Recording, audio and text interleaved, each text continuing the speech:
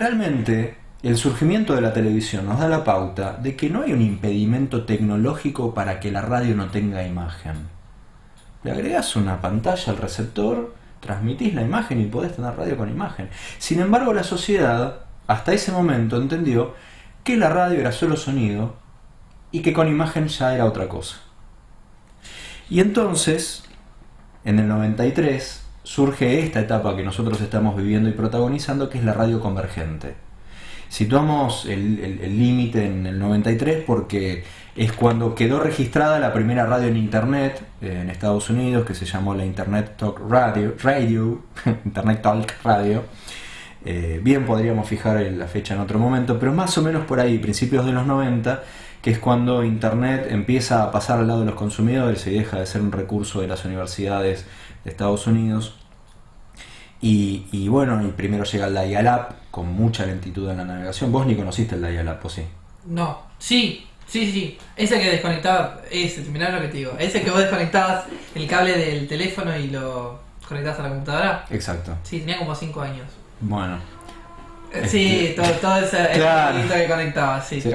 Que no podías usar el teléfono de línea. No, pero aparte era tan chiquita la capacidad de transmisión que vos te querías bajar una imagen y tardabas media hora, una foto, tardabas media hora y si alguien te levantaba el tubo tenías que empezar de nuevo porque se te colgaba todo. Bueno, así empezó y en el 93 surge esta Internet Talk Radio con una tecnología que no es la que en realidad se instaló. 2 años después, en el 95, surge el Real Audio 1, que es el que realmente permite el streaming y esto de poder escuchar en vivo y ver en vivo algo que están haciendo en algún lugar. Obviamente tuvo que desarrollarse y hacerse accesible la banda ancha. Nosotros lo vivimos todos los días acá con lo que pesan los videos, por ejemplo, es una enormidad. Bueno, todo eso tiene que estar compreso y siendo transmitido y recepcionado por alguien en su celular, en la tablet, en la compu. Entonces tenés que tener un ancho de banda importante porque si no, no te baja. Entonces ahí el cambio tecnológico fuertemente va cambiando la forma de hacer radio y la forma de escuchar radio. Entonces, al principio vos le decías, no sé, yo tenía la costumbre de preguntarle a mis estudiantes, hacer radio en Internet, ¿es hacer radio? No, de ninguna manera. Pasaron unos años, hacía la misma pregunta, sí, no, más o menos. Y desde hace pocos años pregunto eso y obviamente sí. Hacer radio por Internet es hacer radio, escuchar radio por Internet es hacer radio. Entonces desapareció esta definición de la radio a través de su transmisión por aire. Ahora transmitida por Internet también es radio. Y si bien siguen definiendo el programa de radio como un magazine, también entienden, la sociedad entiende, que escuchar micros radiofónicos es escuchar radio. Claro, porque también está el tema del podcast que surgió. Y que también. El podcast, que es el primo hermano del micro, también es radio, o también puede serlo. Entonces el formato ya tampoco te está definiendo al medio. Hay por suerte una apertura, un corrimiento, el acaparador magazine, no le quedó otra que correrse un poquito y decir, bueno, está bien, puede haber otras cosas que no sean yo. Y aunque hace trampa, porque en muchos casos el podcast es un magazine fragmentado. Claro, es un recorte de un tema o de un bloquecito. Vos tenés un programa de 1 hora y por ahí extraes una sección y la transformas en un podcast, una unidad en sí misma. Pero igual eso te cambia, hablábamos de tecnología, producción y consumo de la radio. Te cambia la producción eso. Porque entonces cuando nosotros producimos un programa de radio tenemos que pensar que lo que ahora es un programa de 1 hora en algún momento va a ser varios programas de 10, 15 minutos. Unidades en sí mismas. Y eso te cambia la producción, te cambia la te cambia la puesta en el aire. Porque por ejemplo no te conviene decir buenas tardes, buenas noches. Porque no sabés cuándo van a estar consumiendo eso. Entonces dices hola, bienvenidos. Y eso te sirve para cualquier momento. Y en la postproducción, porque entonces vos después fraccionás ese programa y lo redifundís a través del portal de tu radio de tu programa, a través de redes sociales, a través de plataformas como iVoox o qué sé yo, como YouTube, etc. Entonces, lo que se perdió también, lo que se puso en cuestión, es la fugacidad de la radio. Ahora el programa de radio no termina, continúa. sigue. No solamente porque revive a través de otras presentaciones, sino porque además el vínculo con el oyente no se limita al espacio del programa de radio, sino que continúa a través de las redes sociales. Cuando retomás lo que ya emitiste y cuando vas preparando la audiencia para el programa que está por venir. Y entonces ya no termina más el programa de radio. El productor de radio nunca dejó de... siempre fue un trabajador de 24 horas del día los 365 días del año. Pero ahora ese trabajo es distinto y más intenso quizás. Y acá en esta etapa es donde la radio convergente con las TIC, con las tecnologías de la información y la comunicación, empieza a experimentar con la imagen. En la Argentina la primera experiencia con imagen se da en el 99, lo hace Julio Lagos, que pone en una FM en la que estaba, pone una webcam, que por primera vez muestra en vivo lo que está sucediendo en el estudio. Y esa es una posibilidad que en aquel momento no era reconocida. Hablar de radio con imagen genera mucho escozor en algunas personas. Porque no, se rompe la magia de la radio. Y en cierto sentido tienen razón. Porque cuando es bien utilizado el potencial expresivo de la radio, cuando vos realmente construís tu mensaje radiofónico aprovechando todos sus recursos expresivos y no solamente la palabra, que es una partecita de un elemento llamado voz, vos generás en el oyente, o lográs que el oyente genere imágenes mentales, y que entonces lo que pasaba del 30 al 60 con el radioteatro era que los oyentes veían en su cabeza la historia. No era un actor haciendo era Tarzán y Tarzanito.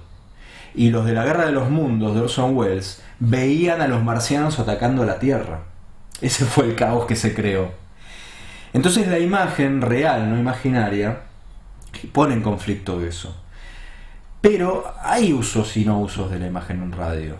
Entonces vos tenés varias maneras de encontrar a la imagen vinculándose ahora sí con la radio. Tenés la webcam, o una tweetcam, o un periscope, que bueno, lo que hace es cumplir una función espía. No te cambia la producción radiofónica, vos no producís contenidos para esa imagen, y por lo tanto yo ahí no hablaría de radiovisual, porque no hay una producción radiofónica que incluya como elemento complementario la imagen. Yo hago mi programa como siempre y te pongo una cámara que te permite espiar. Otra configuración de la imagen con la radio es el simulcast. El simulcast es cuando vos transmitís un mismo contenido a través de plataformas o canales distintos.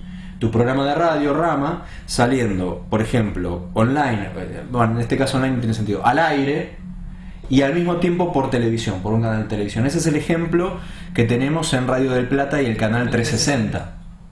Entonces, vos tenés un programa de radio que contempla a la imagen como un elemento complementario, y para mí esa es la clave. Para mí podemos hablar de radio con imagen cuando el sentido de lo que vos estás transmitiendo, sea un chiste, una historia, una noticia, se juega en lo sonoro, y entonces un oyente que no puede verlo lo entiende perfectamente y no se pierde de nada, y en todo caso la imagen te complementa con un plus, te agrega algo, que puede ser ver la cara del entrevistado, una placa que te repite la información que estás tirando al aire, números, una foto, un mapa con la dirección que estás dando, recursos visuales que te complementan, no que te agregan cosas que el oyente se pierde, la información que estás tirando sonoramente. Y esa creo yo que es el límite de la radio visual. Entonces, si eso sucede, estamos hablando de radio visual. Cuando el sentido o parte del sentido de lo que vos estás comunicando también se juega en la imagen, será algún tipo de producción audiovisual que yo no sé qué es, pero seguro que radio con imagen no lo es. Y la tercera manera de configuración de la imagen con la radio está por ejemplo, en Demos Radiovisual, que es la radio multiplataforma. Una transmisión, en este caso por internet, que como en el caso de Vorterix también podría ser por aire, pero nosotros transmitimos, somos una radio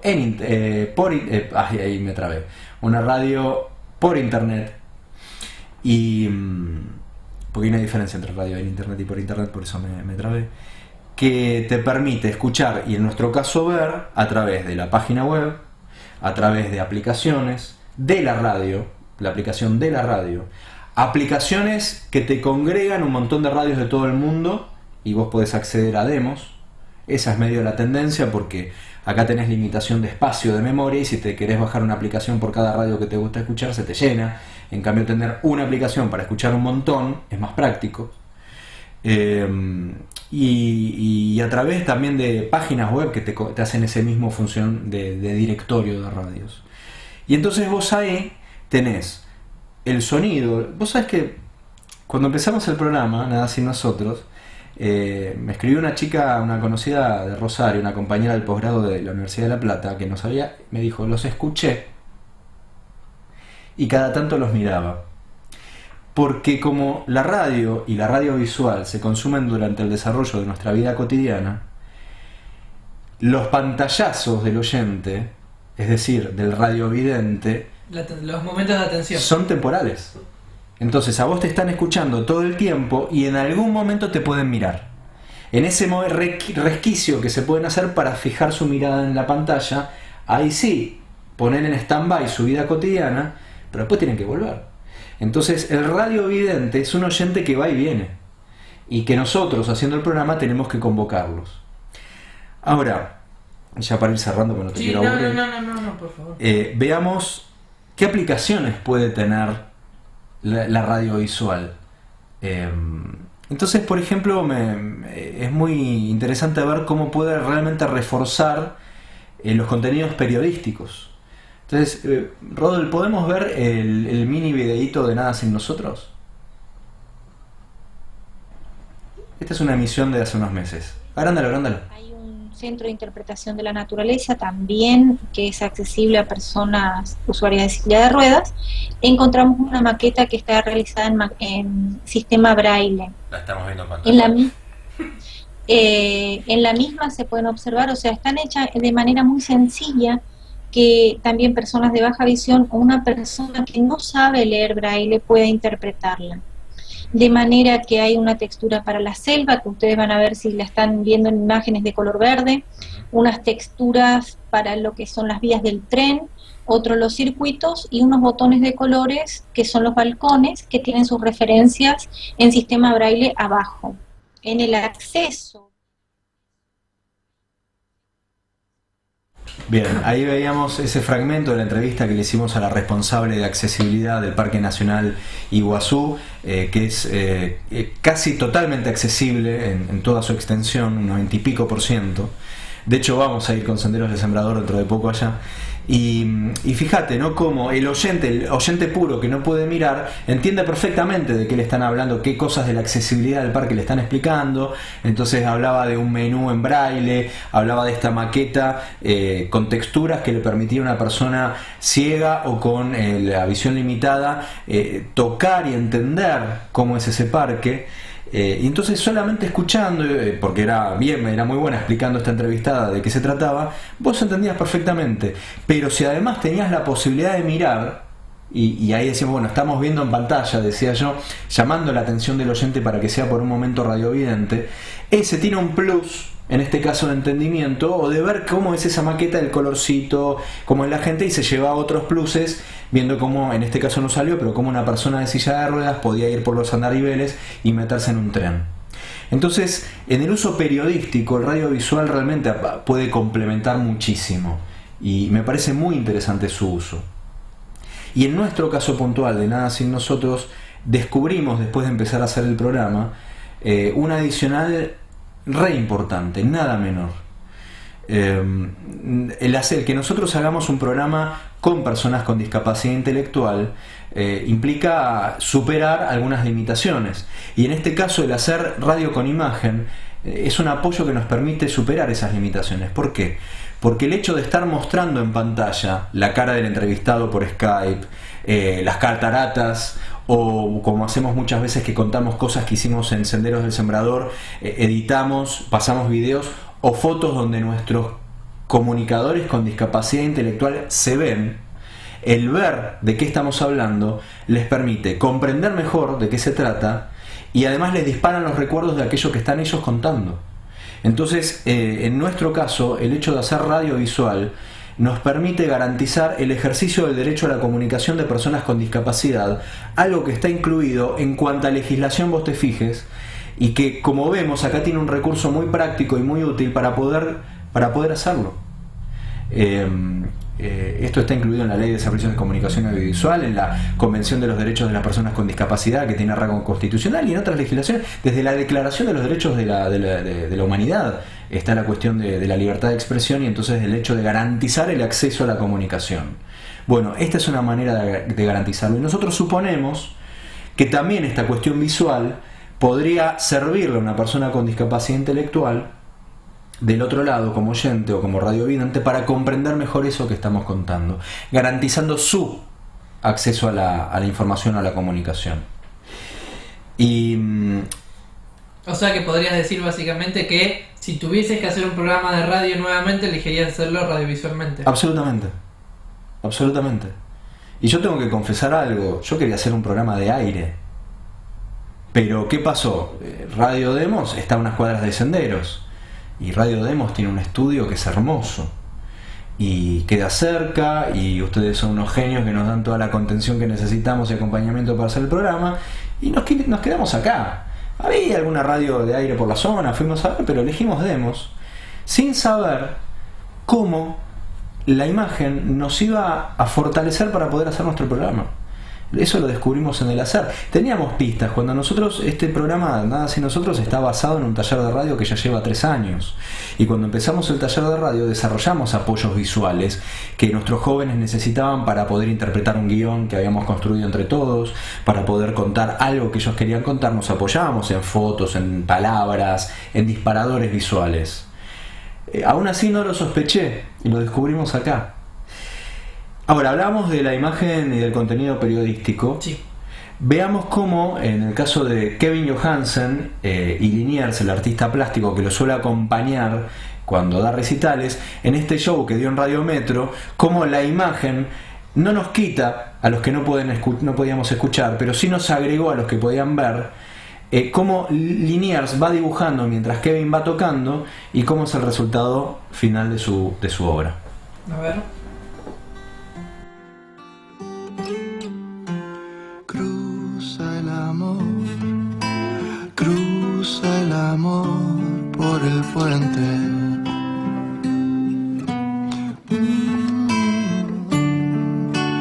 Usa el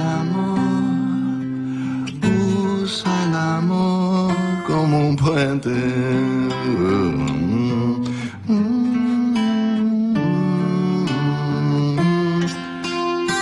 Ahí venía el rey. Gracias. Qué lindo momento. ¿Qué hiciste, Liniers? ¿Qué dibujaste? Dibujé a mí me gusta el Gustavo del sombrero ese de ala De los ancha. episodios sinfónicos, así medio duende, medio príncipe. Medio hombre misterioso de negro me gustaba. Sí. Ahí lo pueden ver en el streaming que Diego está acercando el dibujo en metro951.com/vivo. Bien, ahí escuchamos cómo estaba la descripción de ese dibujo, no dejamos afuera el oyente nunca, y estaba la convocatoria del conductor Matías Martín al que podía ser radiovidente. Mirá, acá te lo estamos ponchando, pero si no, te describimos cómo es y te generamos la imagen mental. Bueno, será un dibujo por cada oyente. Obvio. Ahora, la radiovisual, por lo menos para mí, tiene una limitación, que es cuando justamente la imagen mental es la clave. Por ejemplo, en un radioteatro. En un radioteatro vos ves la historia transcurrir delante de tus ojos imaginarios, ves a los personajes, ves las acciones, y entonces ahí para mí no tiene sentido usar la imagen, porque si no te pasan cosas como esta que ocurrió en el programa de La Vuelta de Esloto por Radio del Plata, donde los oyentes vieron en sus cabezas al payaso triste, y mirá, fíjate lo que vieron los radiovidentes. ¿Cómo te va, payaso? Mira, ahí está. ¿Qué hace Marcelo? ¿Viste el Martín Fierro? Sí, claro. Bien, Martín Fierro. Mira, yo tengo una canción y tengo observaciones del Martín ¿Tenés Fierro. observaciones? ¿Querés que antes de la canción hagamos...? Espera, quiero antes decir que cambié la... ¿La viste? Sí. ¿Cómo te va? Claro, Exactamente, no estaba tan triste el payaso, parece. No, es que no veías al payaso triste. Veías un actor con una tapita de gaseosa roja apoyada en la nariz haciendo de... Bueno, pero distinto sería que de repente haya un payaso personificado ¿no? En el estudio, y ahí las dos imágenes serían parecidas. Sí, pero no. Porque depende de lo que haga el payaso triste. Porque el payaso triste por ahí te está hablando de... te empieza a contar cuando estuvo en una fiesta y entonces largas la sonorización de esa fiesta y él caminando y pones el efecto sonoro de los pasos y empezás a construir una escenografía radiofónica y acciones radiofónicas contadas a través de los efectos sonoros y de la propia voz del actor. Y entonces vos ves toda esa película. Vos en radio sonora podés hacer la Guerra de las Galaxias por 10 pesos con 50. La mayor inversión está en el tiempo y el esfuerzo de trabajo para hacer la Guerra de las Galaxias en radio. En cambio, para hacerla con imagen tenés que invertir en todo eso y aún así nunca vas a lograr el resultado que querés. No podés. Entonces yo encuentro la limitación de la radio visual en eso, ¿no? En que cuando ponemos la dramatización, la ficción en juego, cuando la imagen mental del oyente realmente entra a jugar un papel, ahí tenemos que prescindir de la imagen. Y a utilizar solamente el potencial expresivo de la radio, que es mucho más potente que la imagen real para estas cosas. Siempre lo fue. Por eso el radioteatro tuvo el éxito que tuvo. Por eso la gente iba a donde se hacían los radioteatros y a la salida, a la mala, le tiraban con cosas y les querían pegar. Y a la buena, a la que era la buena de la historia, le llevaban jabones porque era la pobrecita de la historia. No veían a las actrices y a los actores, veían a los personajes porque eso era lo que veían en sus cabezas. Entonces, respondiendo un poquito a esta cosa que decíamos, bueno, antes la radio se definía porque era por aire, porque era el magazine y por estas cuestiones que ya no están más vigentes, encontramos, me parece que sí, un par de continuidades. Por un lado, que lo primordial es lo sonoro, el sentido se juega en lo auditivo y en todo caso la imagen es complementaria, porque gracias, y acá está la segunda continuidad, mientras creo que veo caer granizo. ¿Qué es eso? Tengo el auto acá afuera. No. Granizo, Vamos a rescatar el auto. Mientras que cuando prima lo sonoro, te permite consumir la radio, ser público de radio durante tu vida cotidiana. Y esa es otra continuidad con respecto a etapas anteriores. Eso sí se mantiene y es lo que me parece que te permite definir la radio más allá de los formatos, más allá de cómo se transmita. Y bueno, y eso. Perfecto. Y con respecto, porque vos sos docente, con respecto Sí. a los estudiantes de hoy en día, Sí. ¿cómo ves a nivel pasión? Porque por todos los entrevistados que pasaron por hoy, que pasaron por acá en este programa Omnibus, ya se me traban las palabras, fueron bastante... ¿Hace cuánto que estás al aire? No, ni me acuerdo. Todos hablaban de esta pasión, de este bicho que les picó en algún momento de sus vidas y los llevó a estar delante de un micrófono. Sí. Con respecto a tus estudiantes, a tus alumnos, en toda la trayectoria docente que tenés, ¿hay gran mayoría con pasión por hacer esto o hay mucho del cholulaje de me gustaría estar delante de un micrófono, delante de una cámara? El cholulaje tiene más que ver con estar detrás de una cámara. Ahí yo trabajo en el ISEC, Instituto Sudamericano para la Enseñanza de la Comunicación. Estoy ahí desde hace 12 años dando justamente una materia en práctica integral de producción de radio 1, doy en primer año, en la carrera de producción y dirección para radio y televisión, que es una carrera del ISER. El instituto está adscripto, una palabra que me cuesta mucho, al ISER. Y bueno, doy radio en primer año. Cuando les pregunto por qué están acá, muchos contestan en otras palabras, pero porque quiero ser famoso. Y yo ahí, pero bueno, entonces anda a estudiar actuación, anda a estudiar locución, porque lo nuestro es producción y dirección. Si bien muchísimos productores terminaron del otro lado siendo cronistas, conductores, está lleno. Por eso los formamos también en eso. Pero el cholulaje tiene más que ver con la tele. Lo que yo encuentro a principio de año es una parte del alumnado que sí reconoce la radio como un medio que consumen, más que nada en lo musical, algunos con programas, pero hay una fuerte presencia de lo musical, de lo que todavía queda de la radiofórmula, es decir, las radios que se dedican a pasar música durante todo el día o casi todo el día, no tienen programación, cosa que entró en crisis a partir de los 90 por la aparición del MP3, porque ¿por qué voy a escuchar la programación musical de tu radio cuando yo puedo programar mi propia música? Entonces eso entró en crisis y por eso las radios temáticas musicales empezaron a incorporar programas, ¿no?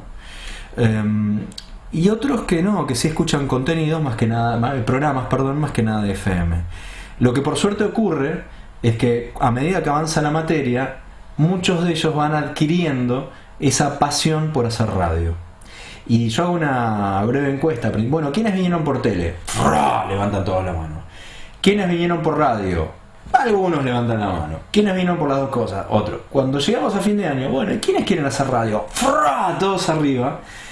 Porque se encuentran con este vínculo afectivo de la radio, porque ven todo lo que se puede hacer con la radio, toda la ficción, los informes, lo periodístico, la llegada que tenés, el acompañamiento en la vida cotidiana del oyente. Descubren todo un mundo que para muchos era ajeno, para otros medio distante, para otros sí, era real, porque además no nos olvidemos que por suerte los secundarios en algún momento se actualizaron y empezaron a incluir especializaciones de medios, y entonces hacen radio y qué sé yo. Entonces te digo que está ahí. Hace pocos días, yo no lo escuché, así que con cuidado voy a decir que Mario Pergolini habría dicho que la radio está por morir y que los jóvenes y adolescentes no escuchan radio. Bueno, insisto con que no escuché sus declaraciones, estoy tomando algo que dijo ayer en las jornadas un investigador. Ahí está demostradísimo que no es así. Que la escucha general de la radio apenas bajó un 5%, y no tengo en claro si me están hablando de la radio de aire, porque si incluimos la de internet es otra historia. Sí creo que hay un cambio, obviamente, es obvio. El campo de lo radiofónico en la etapa de la radio convergente que estamos viviendo se amplió. Ahora hay más cosas que son radio. La radio por internet ahora es radio. Escuchar un podcast de algo que ya fue emitido también es escuchar la radio, algo impensado antes. Entonces hay más cosas que son radio. Y perdón, Marito, no nuestro Mario Neto, sino Mario Pergolini, porque a la radio ya le decretaron la muerte muchas veces, y sin embargo, mientras haya vida cotidiana y no haya otro medio que pueda ser consumido mientras la realizamos, la radio tiene el futuro asegurado, con más o menos oyentes. Pero yo sé, porque lo veo en los estudiantes y lo veo en otros lados, cuando voy a Tucumán con las radios comunitarias, los que más le ponen fuerza a las radios comunitarias son los adolescentes y los jóvenes, que ahora quizás lo hacen a través de una netbook, produciendo con la netbook, incorporan la tecnología a la realización porque te la facilita la realización. Tengo un montón de estudiantes que abrieron radios online hace muchos años, Radio Bardo de Pablo, ahora no me acuerdo el apellido, todavía está al aire, está en internet, pero no, la radio tiene mucho futuro en los jóvenes, en los adolescentes, obviamente con nuevas formas de hacer, por lo tanto con nuevas formas de ser escuchada y o vista. Perfecto. Bien, ¿Aprobé? ¿Algo más? No, aprobé. Yo creo que al 7 llegamos. ¿Sí? Después vemos, sí, por lo menos pero yo quería promocionar, con parte del cuatrimestre estamos bien. Vamos más acercado de diciembre, que ahí con la parte de los finales y lo vemos un poco mejor. Pero la verdad, muchísimas gracias, Diego, por brindarnos este tiempo y toda la información que nos trajiste, que la verdad nutrió a este especial de muchos contenidos que quizás estábamos dejando de lado entre entrevista y entrevista. Un placer. Vos me decías si quería agregar algo. Sí, que vamos a ver con esta consolidación de la radio visual. Los recursos visuales que nosotros usamos, Rama, en los programas, son tomados de la televisión, de lo audiovisual. Usamos zócalos, como en este momento, usamos placas, usamos videos editados o fotos, montajes. En vistas de esta nueva especificidad radiofónica que se está constituyendo, en esta ampliación del campo de lo radiofónico, tenemos que ver cómo nosotros, los realizadores radiofónicos, nos apropiamos de la radio con imagen, de la radio visual, y empezamos a generar nuestros propios usos de la imagen en la radio, quizás inspirados o no en lo audiovisual. Pero vamos a ver de ahora en más qué empieza a surgir desde la radio con respecto a lo visual. Y ayer en las jornadas me llevé una sorpresa. Hubo una muestra de unas piezas de radioarte de un realizador de Entre Ríos, que casualmente es un trabajo basado en su laburo con personas ciegas, otra sorpresa, pero que había decidido a lo sonoro sumarle una parte visual. Un radioarte que yo a primera vista diría no lleva imagen, recomiendo que no lleve imagen, en este caso integrado como un componente más del radioarte. Y si vos querés mirar, lo entendés de una, como toda obra de arte la interpretás de una manera, y si querés mirarla de otra forma, la entenderás de otra. Bueno, veremos qué generamos nosotros en lo radiovisual.